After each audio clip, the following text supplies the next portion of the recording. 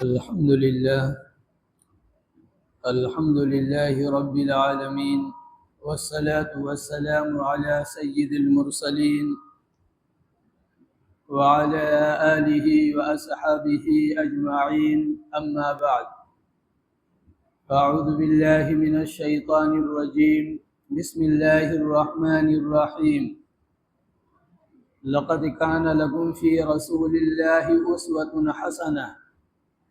وقال النبي صلى الله عليه وسلم: بعثت لأتمم مكارم الأخلاق، أو كما قال النبي صلی اللہ علیہ وسلم. قرآن کریم کی ایک آیت مبارکہ تلاوت کی ہے اور آپ صلی اللہ علیہ وسلم کی ایک حدیث پڑھی ہے. اللہ تبارک و تعالی قرآن و حدیث کی روشنی میں حق بات کہنے کی اور ہم سب کو اس پر عمل کی توفیق عطا فرمائے.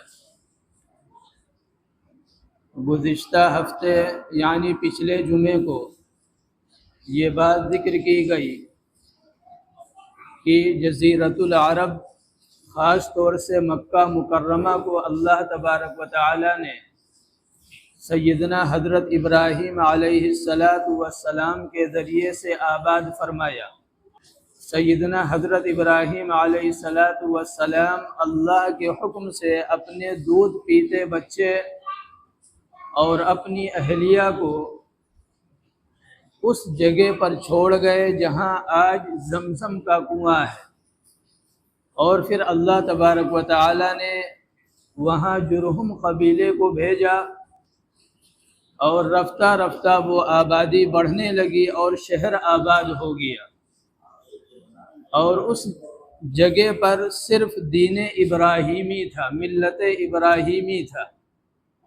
لیکن پھر ایک شخص عمرو ابن لحی یہ منظر عام پر آیا اور اس نے ملت ابراہیمی کے جو اصل تصورات تھے ان کو ختم کر دیا، اور بت پرستی کی بنیاد جزیرۃ العرب کے اندر رکھی گئی.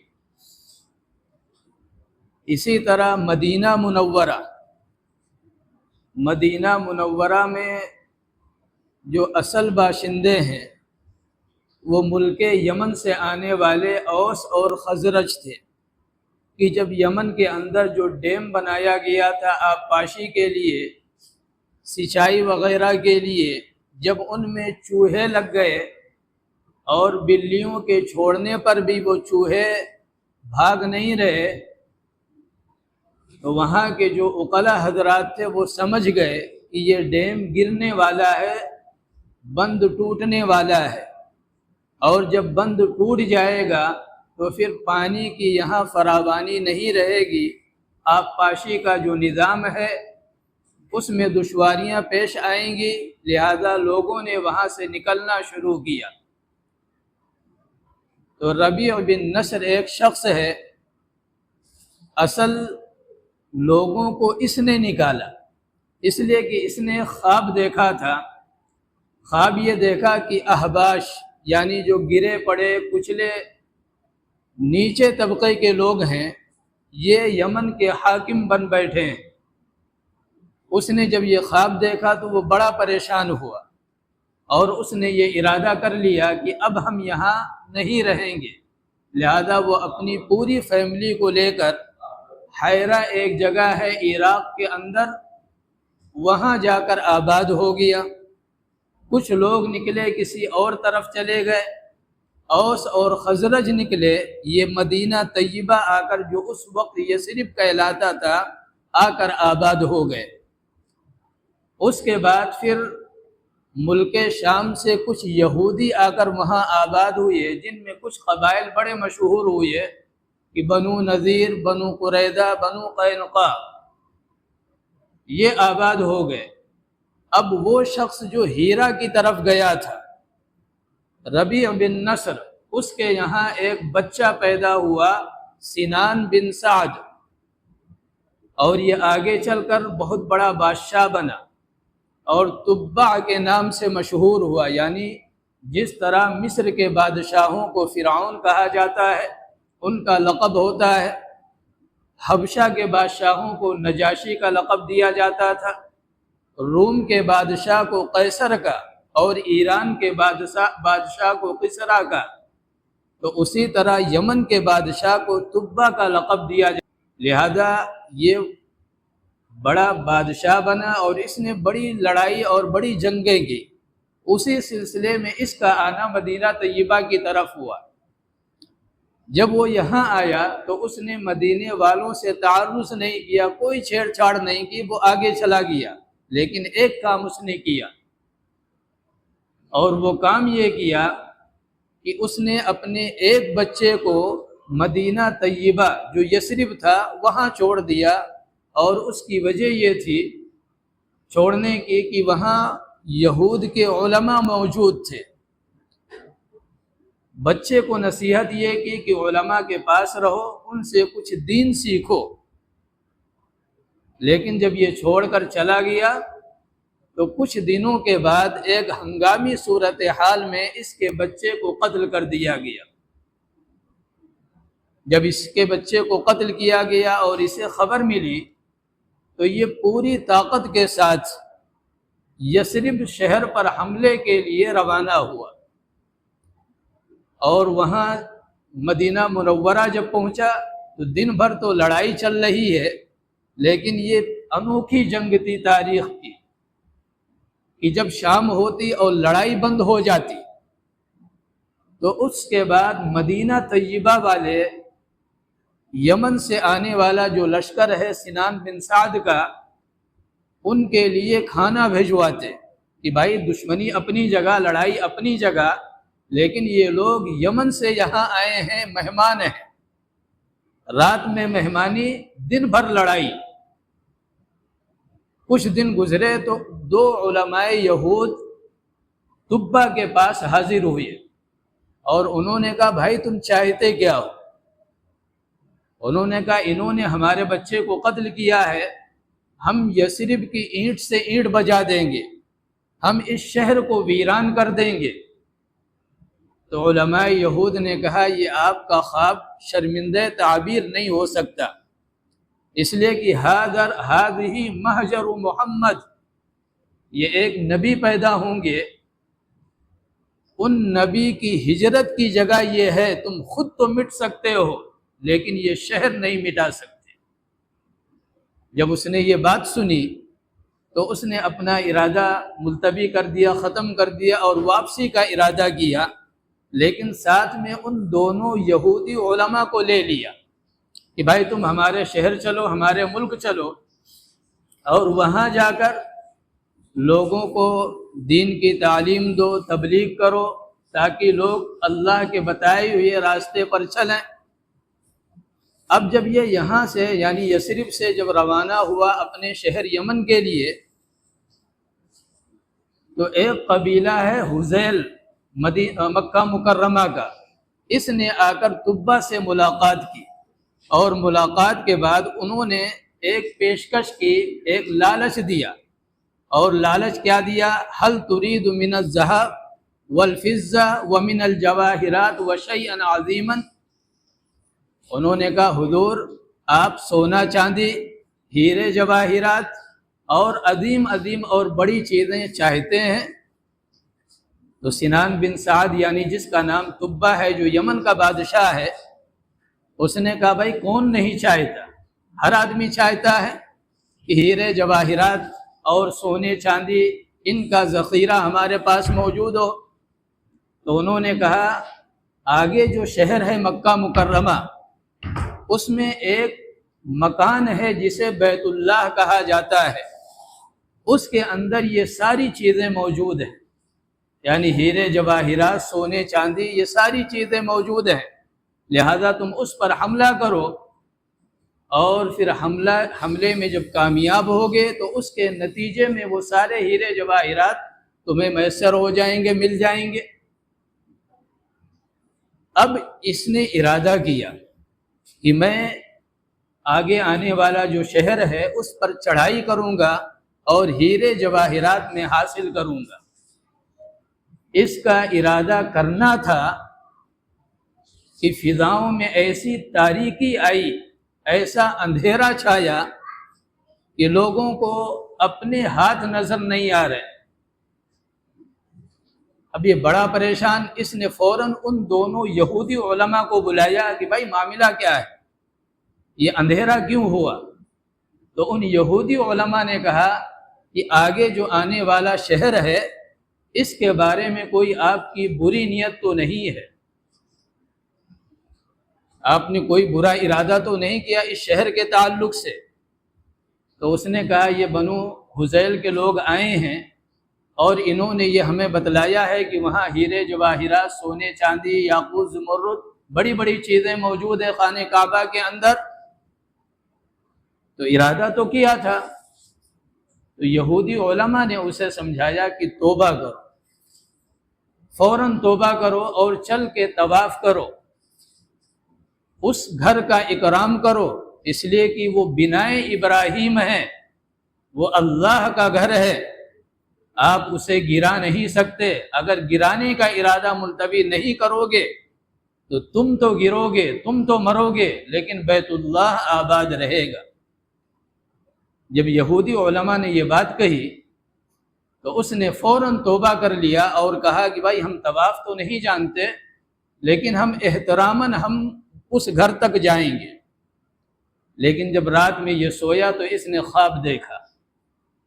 خواب یہ دیکھا کہ میں اس پر چادر چڑھا رہا ہوں، غلاف چڑھا رہا ہوں اس گھر پر جس کو گرانے کا ارادہ کیا تھا۔ یہ اٹھا اور یہودی علماء سے اس نے بتلایا کہ میں نے رات میں خواب یہ دیکھا ہے۔ تو انہوں نے سمجھایا کہ بھائی تعظیم کا یہ بھی ایک طریقہ ہے، آپ طواف نہیں جانتے تو تعظیم کا یہ بھی ایک طریقہ ہے، چلو غلاف چڑھایا جائے۔ لہذا دنیا میں پہلا شخص ہے جس نے سب سے پہلے خانہ کعبہ پر غلاف ڈالا ہے، یہ تبع یعنی سنان بن سعد، جو ربیع بن نصر کا بیٹا ہے اور یمن کا بادشاہ ہے۔ اس نے پہلی چادر خانہ کعبہ پر ڈالی ہے اور اس کے بعد پھر تو ایک راستہ کھل گیا۔ کئی چادریں بسا اوقات خانہ کعبہ پر موجود ہوتی تھی، کئی غلاف ہوتے تھے۔ پھر ایک وقت آیا، لوگوں نے بیٹھ کر فیصلہ کیا کہ اگر اسی طرح چلتا رہا اور دیواروں پر چادریں چڑھتی رہیں تو کہیں خانہ کعبہ کی دیواریں منہدم نہ ہو جائیں، بوجھ سے گر نہ جائیں۔ لہذا فیصلہ کیا گیا کہ ایک وقت میں صرف ایک چادر رہے گی، دوسری چادر جب اس پر چڑھے گی تو پہلی چادر اتار لی جائے گی۔ لیکن خانہ کعبہ کو غلاف پہنانے والا یہ یمن کا بادشاہ ہے، جس نے خواب میں دیکھا اور پھر اس خواب کی اس نے تعبیر کو انجام دیا۔ یہ شخص یہاں سے چلا گیا یہودی علماء کو لے کر۔ اب وہاں جو یہودی علماء تھے انہوں نے جا کر محنت کی یمن کے اندر، وہاں یہودیت پھیلنے لگی اور یہودیت اس طرح پھیلی کہ جو ادیان وہاں تھے ان پر غالب آ گئی۔ اور قریب میں ایک بستی نجران، وہاں کچھ عیسائی موجود تھے۔ قیصر روم یعنی روم کا جو بادشاہ تھا ہرقل، وہ بھی نصرانی۔ اور اسی زمانے میں ایک واقعہ اور پیش آیا جس کو قرآن نے بیان کیا، اور مسلم شریف میں عبداللہ ابن عباس رضی اللہ تعالیٰ عنہ فرماتے ہیں کہ آپ کی ولادت باسعادت سے 70 سال پہلے کا یہ واقعہ ہے۔ وہ واقعہ کیا تھا کہ ایک ابن عباس رضی اللہ تعالیٰ عنہ کے روایت کے مطابق اس کا نام یوسف ذو نواس تھا، جو بادشاہ تھا۔ اس نے لوگوں کو مجبور کیا کہ ہمیں خدا تسلیم کیا جائے۔ جب لوگوں نے خدا تسلیم نہیں کیا تو اس نے خندق کھدوائی اور اس کے اندر آگ جلوائی، اور اس آگ میں جتنے بھی مسلمان تھے اس وقت، یعنی عیسائی مذہب کے ماننے والے برحق وہی تھا، تو جتنے بھی مسلمان تھے ان تمام کو اس میں زندہ جلوا دیا۔ ایک شخص اسی طرح جان بچا کر ہرقل کے پاس پہنچ گیا، یعنی قیصر روم کے پاس، اور جا کر اس نے سارا ماجرا بیان کیا کہ بھائی آپ کے جو ہم نوا ہیں، ہم مذہب ہیں، عیسیٰ علیہ الصلاۃ والسلام کے تعلیمات کے مطابق جو زندگی گزارنے والے ہیں، یمن کے قبیلوں میں سے کسی کو نہیں چھوڑا گیا، سب کو جلا دیا گیا سوائے میرے، لہذا آپ مدد فرمائیں۔ ہرقل نے نجاشی بادشاہ کو خط لکھا، حبشہ کا جو بادشاہ تھا، اور ان سے کہا، نجاشی بادشاہ سے، کہ آپ 70,000 کا لشکر لے کر جائیں اور جا کر اس پر حملہ کریں اور اسے ختم کریں جس نے زندہ لوگوں کو جلایا ہے۔ تو نجاشی بھی گئے، اور نجاشی کے بعد ان کے 2 گورنر، ایک کا نام ابرہہ اور ایک کا نام ارہاد، یہ دونوں بھی گئے ان علاقوں کے اندر۔ اور پھر جب وقت آگے بڑھا تو اب وہاں 2 گورنر موجود ہیں، نجاشی تو نہیں ہے لیکن 2 گورنر موجود ہیں، ایک ابرہہ اور ایک ارہاد، اور ان میں جنگ چھڑ گئی، آپس میں نا اتفاقی ہوئی اور لڑائیوں کا سلسلہ شروع ہوا۔ پھر ایک دن ابرہہ نے یہ بات کہی کہ دیکھو، ہم دونوں ایک ہی ہیں، تمہاری طرف جو فوج ہے یا ہماری طرف جو فوج ہے وہ ہے تو عیسائیوں کی ہی ہے، تو ہرقل کے حکم کے تابع نجاشی بادشاہ کی، ہم دونوں لڑتے ہیں تو نقصان تو ہمارا اپنا ہوتا ہے، کیوں نہ ہم دونوں لڑیں، یعنی ارہاد اور ابرہہ، ہم دونوں لڑیں، جو مر گیا وہ مر گیا، اور جو زندہ رہا وہ یمن کا بادشاہ بنے گا، یمن کا حاکم بنے گا۔ ارہاد نے یہ بات تسلیم کر لی اور لڑائی شروع ہوئی۔ تو ایک بار جب ارہاد نے ابرہہ پر کیا تو اس کی ناک کٹ گئی، اور نک کٹا ابرہہ کے نام سے یہ مشہور ہوا، اور یہی وہ بدبخت ہے جس نے خانہ کعبہ کو گرانے کا ارادہ کیا، لہذا اس کی ناک کٹی۔ اس نے جب پلٹ کر وار کیا تو ارہاد کی گردن کٹی اور ارہاد مر گیا۔ اب اس واقعے کی خبر ہرقل کو ملی، روم کا جو بادشاہ تھا، تو بڑا ناراض ہوا کہ ان کو ہم نے دشمن کے لیے بھیجا تھا کہ جا کر دشمن سے مقابلہ کریں، اسے ختم کریں، یہ تو آپس میں لڑنے لگے، لہذا اس نے قسم کھائی کہ ایک بڑا لشکر لے کر میں یمن خود جاؤں گا اور ابرہہ کو وہاں کی مٹی میں مٹی کر دوں گا اور اس کے سر میں مٹی ڈالوں گا۔ ابرہہ کو جب اس قسم کی خبر لگی تو اس نے بڑی ہوشیاری سے کام لیا، اس نے اپنے سر کے بال چھلوا دیے، ایک برتن میں یمن کی مٹی بھری، اور پھر بادشاہ سلامت کے یہاں بھجوا دیا کہ حضور مٹی بھی حاضر ہے اور بال بھی حاضر ہیں، آپ مٹی کو ہمارے بالوں میں ڈال دیجئے، میں تو آپ کا غلام ہوں، آپ بلا وجہ ہمارے اوپر حملہ کریں گے، آپ اپنی قسم اس طرح پوری کر لیجئے۔ ہرقل اس ادا سے خوش ہو گیا کہ بھائی جس نے اپنے سر کے بال منڈوا کر، سر کے بال منڈوانے کا مطلب یہ ہے کہ گردن پیش کر دینا، گردن جھکا دینا، ورنہ آپ سوچئے حج اور عمرے میں اللہ کو ہمارے بالوں کی کیا ضرورت ہے؟ مطلب یہ ہوتا ہے کہ بھائی اب ہم نے گردن جھکا دی، اب ہم اللہ کے حکموں کے پابند ہو گئے، اس کے خلاف نہیں چل سکتے، یہ سر کے جو حلق کراتے ہیں اس کا مقصد ہے۔ تو اس نے بھی یہ طریقہ اپنایا کہ بال چھلوا دیے، مٹی ساتھ میں بھجوا کر اپنی جان بچا لی۔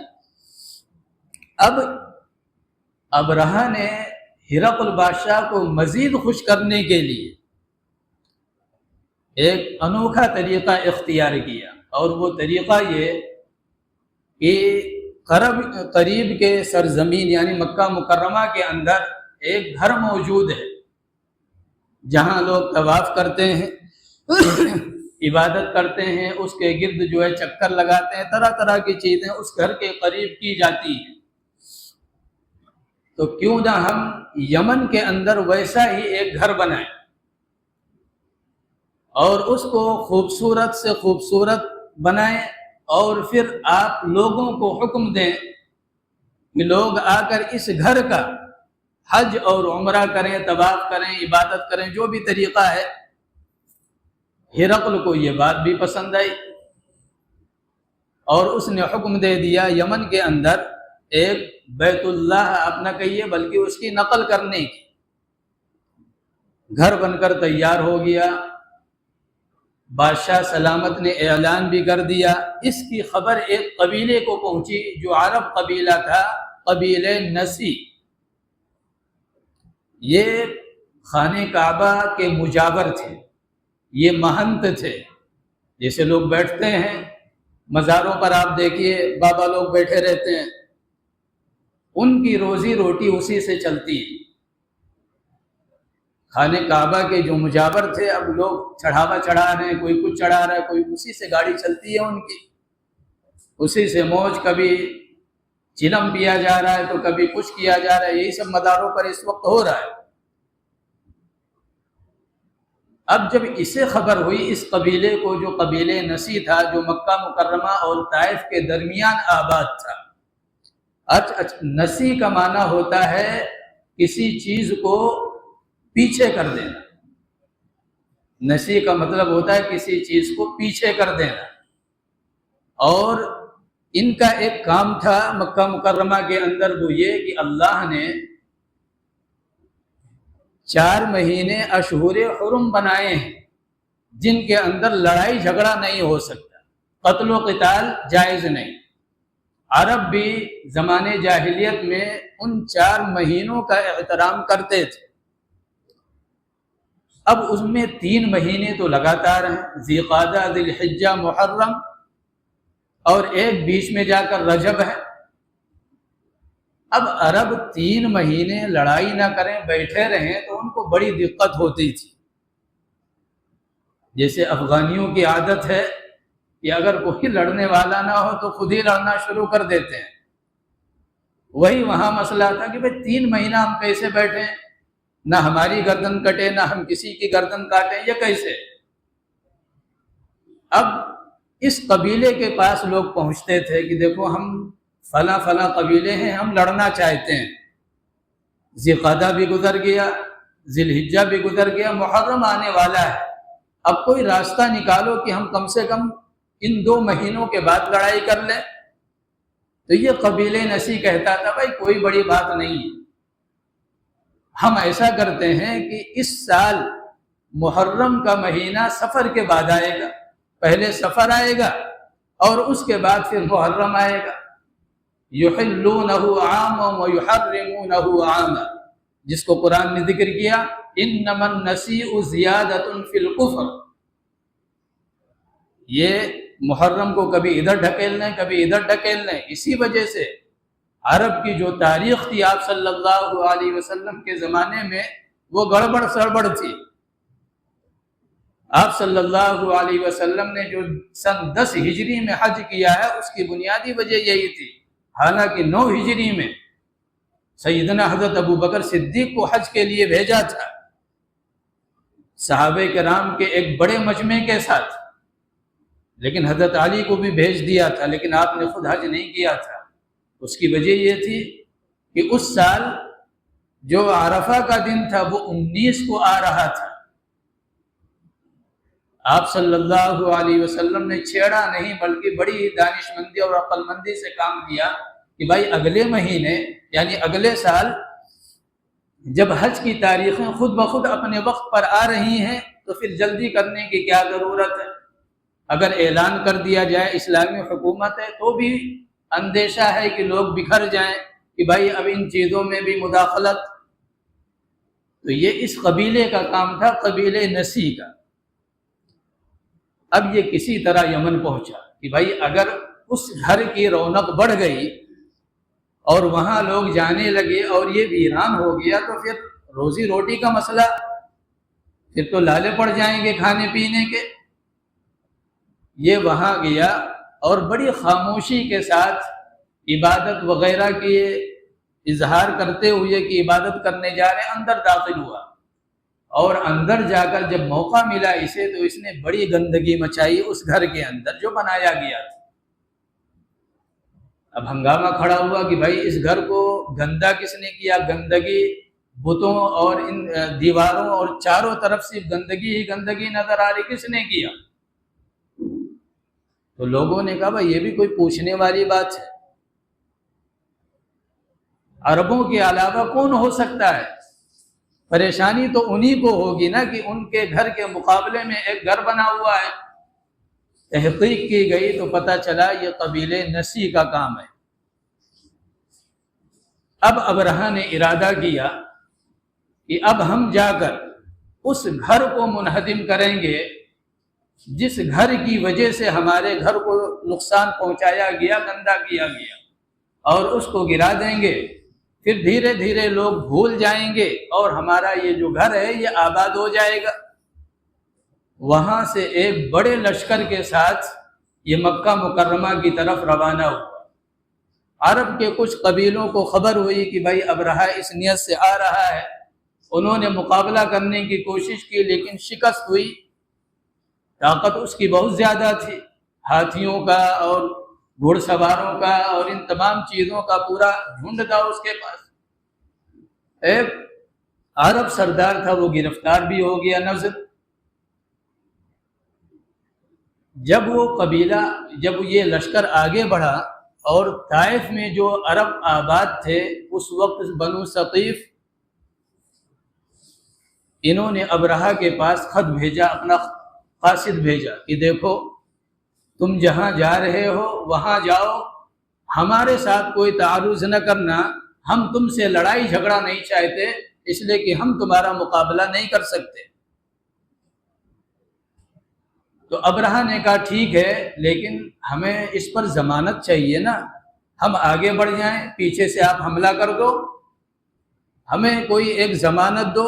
تو ایک شخص کو ان کے حوالے کیا ابرہہ کے، اور یہ کہا کہ یہ مکہ مکرمہ کا راستہ بھی جانتا ہے اور ماہر بھی ہے، یہ آپ کو راستے بتلائے گا۔ اس بندے کو لے کر چلے اور مختلف راستوں سے ہوتے ہوئے جہاں آج مینا کی وادی ہے، عرفات ہے، مینا ہے، یہ جو حوالی حرم ہے، جب یہ لشکر یہاں پہنچا تو وہ بدبخت جو راستہ بتا رہا تھا خانہ کعبہ کا وہ تو مرمرا گیا وہی، اور جو عرب کا ایک گرفتار ہو گیا تھا سردار، وہ سردار کسی طرح جو ہاتھی کو چلانے والا سائش تھا اس سے دوستی کر لی۔ ابرہہ نے لوگوں پر اپنی ہیبت اور اپنی طاقت اور ان چیزوں کے اظہار کے لیے حکم دیا کہ جو آدمی یا جو جانور یا جو کچھ ملے ان تمام کو گرفتار، یعنی آدمیوں کو گرفتار کر لو، جانوروں کو پکڑ لو۔ اس میں حضرت عبد المطلب کے بھی 200 اونٹ پکڑ لیے گئے۔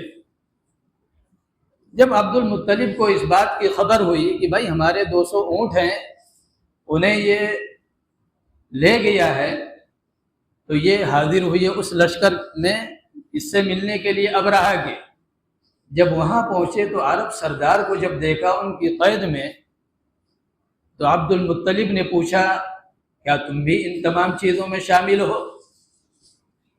تو اس نے کہا کہ اگر ہم شامل ہوتے تو ہم قیدی کیوں ہوتے، ہم بھی آزاد ہوتے، ہم تو قید ہیں، لیکن سائز سے، یعنی جو بادشاہ کے ہاتھی پر بیٹھ کر ہاتھی ہانکنے والا ہے، اس سے ہماری دوستی ہو گئی ہے، اگر آپ کہیں تو ہم اس کے ذریعے سے آپ کی ملاقات ابرہہ سے کروائیں۔ عبد المطلب نے کہا میں ملنے ہی آیا ہوں۔ لہذا جب عبد المطلب داخل ہوئے ہیں تو عبد المطلب کا جو قد و قامت ہے، جو خوبصورتی اور حسن ہے، اور جو آپ کی وجاہت ہے، جو رعب اور دبدبہ ہے، اس کی وجہ سے ابرہہ، ایک ہوتا ہے ارادتاً، ایک ہوتا ہے غیر ارادتاً، وہ غیر ارادتاً اپنے تخت پر کھڑا ہو گیا۔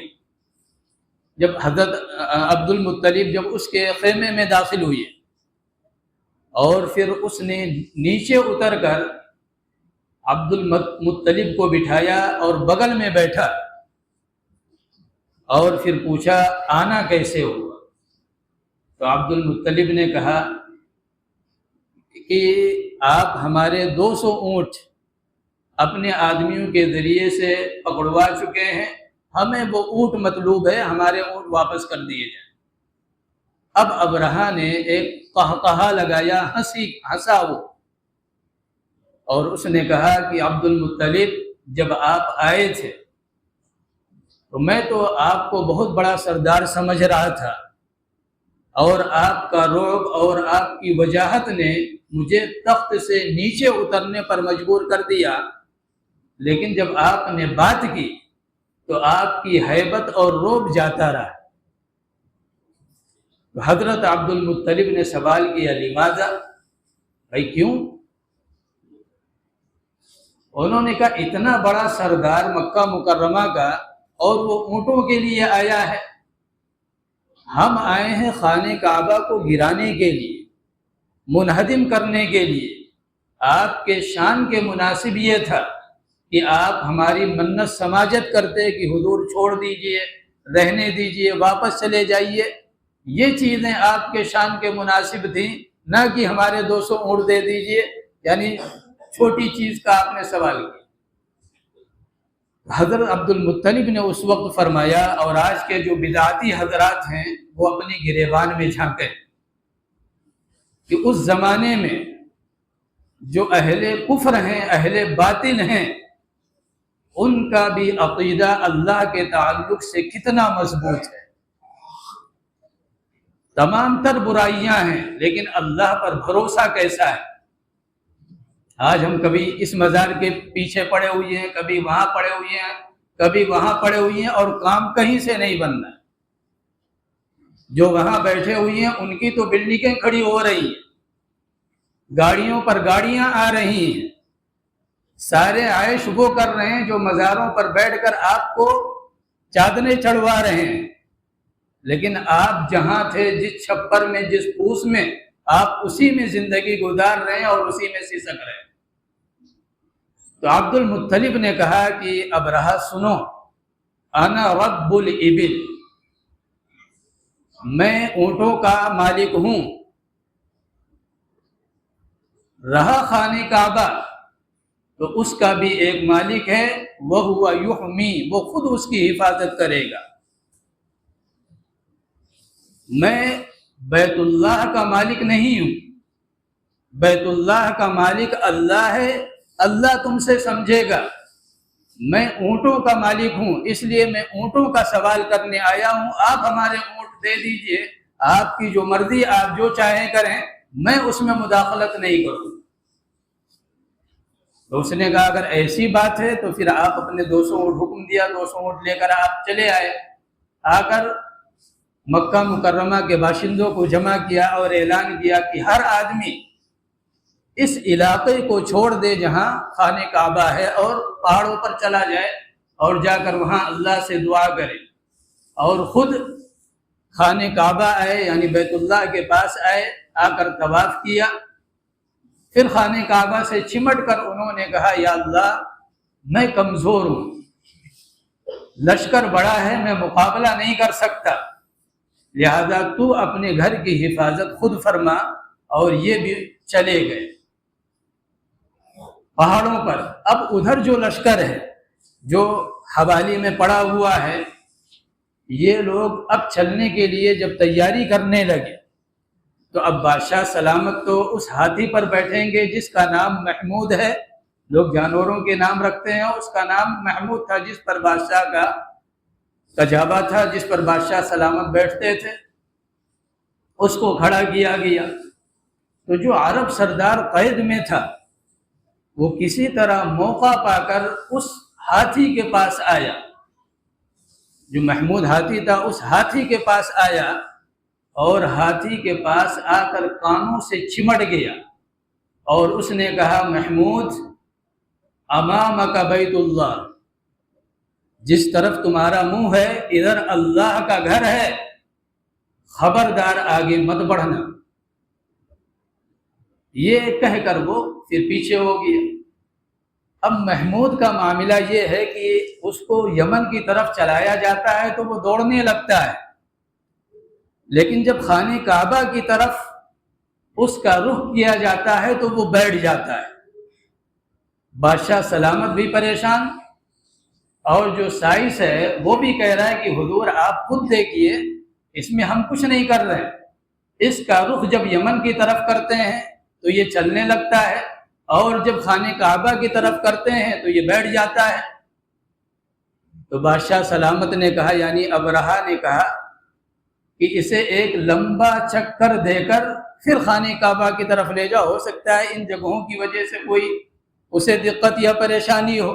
ایک لمبا چکر دے کر جب اس کا رخ دوسری جانب سے خانہ کعبہ کی طرف کیا گیا تو محمود پھر بیٹھ گیا۔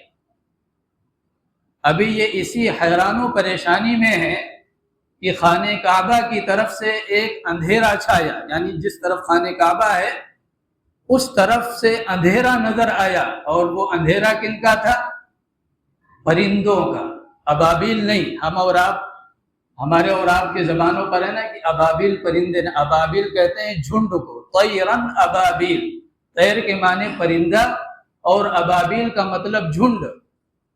پرندوں کا ایک جھنڈ یہ خانہ کعبہ کی طرف سے آیا، اور اللہ تبارک و تعالیٰ نے ان پرندوں کو یہ حکم دیا کہ آپ صرف 3 کنکریاں لیجئے، 2 پنجوں میں اور 1 چونچ میں، اور ان پتھروں کو جو لشکر ہے اس پر آپ گرانا شروع کیجئے، باقی کا کام ہمارا ہے۔ لہذا ان پرندوں نے جب کنکریوں کی جو ایک چھوٹا پرندہ وہ کتنے بڑے پتھر اٹھا سکتا ہے، جب اس کو گرایا جانے لگا تو بعض روایتوں میں بعض محدثین یہ لکھتے ہیں کہ اس پتھر کی تاثیر یہ تھی کہ جس کے اوپر پڑتا وہ سڑنا شروع ہو جاتا۔ ایک ہوتا آدمی دھیرے دھیرے سڑتا ہے، لیکن وہاں دھیرے سڑنے کا کوئی مسئلہ نہیں تھا، وہاں جو کچھ تھا وہ اللہ تبارک و تعالیٰ کے امر کن سے ہو رہا تھا۔ لہذا جتنے لشکری آئے یہ فَجَعَلَهُمْ كَعَصْفٍ مَأْكُولٍ، قرآن نے کہا أَلَمْ تَرَ كَيْفَ فَعَلَ رَبُّكَ بِأَصْحَابِ الْفِيلِ، معلوم نہیں کہ اللہ نے ہاتھی والوں کے ساتھ کیا کیا۔ وَأَرْسَلَ عَلَيْهِمْ طَيْرًا أَبَابِيلَ، اللہ نے ان پر پرندوں کا ایک جھنڈ بھیجا۔ وَأَرْسَلَ عَلَيْهِمْ طَيْرًا أَبَابِيلَ تَرْمِيهِمْ بِحِجَارَةٍ مِّن سِجِّيلٍ، وہ ان پر پتھروں کی بارش کر رہے تھے، پھر ہوا کیا؟ فَجَعَلَهُمْ كَعَصْفٍ مَأْكُولٍ، ہم نے انہیں کھایا ہوا بھوسا اور چارہ بنا دیا۔ ایک جانور جب چارہ اور بھوسا کھاتا ہے تو نتیجہ کیا ہوتا ہے؟ پھر اس کی کوئی حقیقت ہوتی ہے؟ اللہ فرما رہا ہم نے اسی طرح ان کو مسل کر رکھ دیا، جانور کے چارہ کھائے ہوئے اور پھر نکلنے والے جو نتیجے ہیں اس طرح انہیں تباہ و برباد کر دیا۔ اب یہ واقعہ جو ہے اسی سال آپ صلی اللہ علیہ وسلم دنیا میں تشریف لائے۔ عربوں میں کیلنڈر نہیں تھا، عیسائیوں کے پاس تو موجود تھا، لیکن عربوں کے پاس کیلنڈر نہیں تھا، لہذا وہ بڑے بڑے جو واقعات ہوتے تھے ان واقعات سے کسی چیز کو ذکر کرتے تھے۔ لہذا جب ان سے پوچھا جاتا کہ محمد صلی اللہ علیہ وسلم دنیا میں کب تشریف لائے تو فرماتے ہاتھی والے سال، جس سال آپ صلی اللہ علیہ وسلم تشریف لائے اس سے 6 مہینہ پہلے یہ معاملہ پیش آیا۔ لیکن عجیب معاملہ ہے کہ اللہ تبارک و تعالیٰ نے اس جزیرۃ العرب کو 2 سپر طاقتیں موجود ہیں اس وقت، ایک کسریٰ اور دوسرا قیصر، ایک ایران اور دوسرا روم کے اندر، لیکن یہ جو جزیرۃ العرب ہے اس پر کوئی حاکم نہیں، یہ لوگ غلامی کی زندگی نہیں بسر کر رہے ہیں، یہ سب آزاد ہیں۔ ان آزادوں میں اللہ تبارک و تعالیٰ نے اپنے حبیب جناب محمد الرسول اللہ صلی اللہ علیہ وسلم کو مبعوث فرمایا۔ اب آپ صلی اللہ علیہ وسلم کی تشریف آوری یہ الگ ایک موضوع ہے کہ آپ کے دنیا میں آنے سے پہلے جتنے بھی نبی آئے ان تمام نبیوں نے اپنی امتوں کو یہ بشارت دے رکھی تھی کہ دیکھو اگر ہمارے جانے کے بعد تمہارے زمانے میں نبی آخر الزماں آ جائیں تو ان کی مدد کرنا، ان پر ایمان لانا، ان کی نصرت کرنا۔ ایک کو ذکر کیا اللہ نے قرآن کریم میں کہ حضرت عیسیٰ علیہ السلام نے اپنے حواریوں سے یہ بات کہی کہ میرے جانے کے بعد ایک نبی آنے والا ہے اسمہ احمد، جسم کا نام احمد ہوگا، جب وہ آ جائیں تو ان کی تصدیق کرنا، ان پر ایمان لانا۔ اور جو دوسرے انبیاء علیہم السلام ہیں ان کے تعلق سے بھی وعدے موجود ہیں، جیسے حضرت آدم علیہ السلام کو جب اللہ نے زمین میں بھیجا تو کیا کہا؟ قُلْ نَهْبِطُوا مِنْهَا جَمِيعًا، آپ جائیے اپنی پوری نسل کے ساتھ۔ فَإِمَّا يَأْتِيَنَّكُمْ مِنِّي هُدًى فَمَنْ تَبِعَ هُدَايَ فَلَا خَوْفٌ عَلَيْهِمْ وَلَا هُمْ يَحْزَنُونَ۔ لیکن اب آپ کے جانے کے بعد ہدایتوں کا سلسلہ جاری ہوگا، لہذا اگر کوئی ہادی آئے تو اس صورت میں آپ پر لازم ہے کہ فمن تبع ہدایا، اس ہدایت کی آپ کو اتباع کرنی ہوگی۔ لیکن تمام نبیوں سے کیا کہا گیا؟ آپ پانچواں پارہ اٹھا کر دیکھیے، چوتھا پارہ اٹھا کر دیکھیے اللہ نے کیا کہا؟ وَإِذْ أَخَذَ اللَّهُ مِيثَاقَ النَّبِيِّينَ، اللہ فرما رہا ہے وہ وقت قابل ذکر ہے جب تمام نبیوں سے ہم نے یہ وعدہ لیا۔ یہاں جتنے بھی انبیاء ہیں آدم علیہ السلام سے لے کر سیدنا حضرت عیسیٰ علیہ السلام تک جتنے بھی نبی ہیں، اللہ فرما رہا ہے کہ وہ وقت یاد کرو جب ان تمام نبیوں سے ہم نے یہ وعدہ لیا کہ لَتُؤْمِنُنَّ بِهِ وَلَتَنْصُرُنَّ، کہ دیکھو ان پر ایمان لانا ہے تمہیں، آپ کی موجودگی میں اگر وہ آ جائیں تو آپ کی رسالت نہیں چلے گی۔ آپ مقام اور مرتبہ دیکھیے آپ صلی اللہ علیہ وسلم کا کہ اللہ فرما رہا ہے کہ اگر نبی کی موجودگی میں نبی آخر الزماں تشریف لے آئیں تو اس صورت میں نبی پر یہ لازم ہے کہ نبی آخر الزماں پر ایمان لائیں اور ان کے مشن میں ان کی مدد کریں۔ اور ایک موقع پر آپ صلی اللہ علیہ وسلم نے فرمایا کہ اللہ نے مجھے مبعوث فرما دیا۔ آج اگر موسیٰ علیہ السلام بھی دنیا میں حیات ہوتے تو ان کے لیے بھی جنت میں جانے کا صرف ایک راستہ تھا کہ وہ مجھ پر ایمان لائیں۔ اللہ تبارک و تعالیٰ نے اس کائنات کے اندر نبی کتنے بھیجے صحیح تعداد کسی کو نہیں معلوم، لیکن مشہور ہے 1.25 لاکھ انبیاء علیہم السلام دنیا میں تشریف لائے۔ اب ان 1.25 لاکھ میں 313 رسول آئے ہیں۔ رسول اور نبی میں فرق ہے۔ رسول جب بھی آتا ہے وہ ایک نیا قانون اور ایک نیا دستور لے کر آتا ہے، لیکن نبی ایسا نہیں ہے۔ رسول چلا گیا، کسی کو اللہ نے نبوت کے لیے منتخب کیا، اب اس کی ذمہ داری یہ ہے کہ رسول جو کتاب چھوڑ کر گیا ہے یا جو تعلیمات چھوڑ کر گیا ہے اسی تعلیمات پر لوگوں سے عمل کرائیں، یہ نبی کی ذمہ داری ہوتی ہے۔ لہذا 313 رسول 1.25 لاکھ نبیوں میں، اور پھر ان 313 میں 5 ہیں جن کو قرآن نے اولو العزم من الرسل کہا،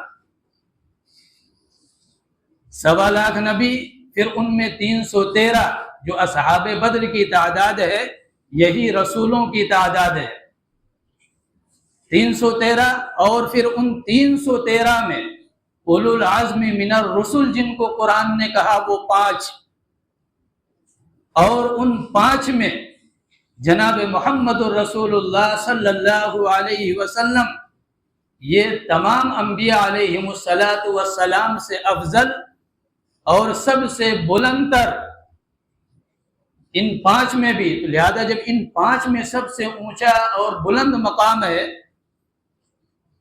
تو جو اور انبیاء علیہم السلام ہیں ان سے تو بدرجہ ہے، یعنی بدرجہ آپ صلی اللہ علیہ وسلم کا مقام اور مرتبہ بلند ہے۔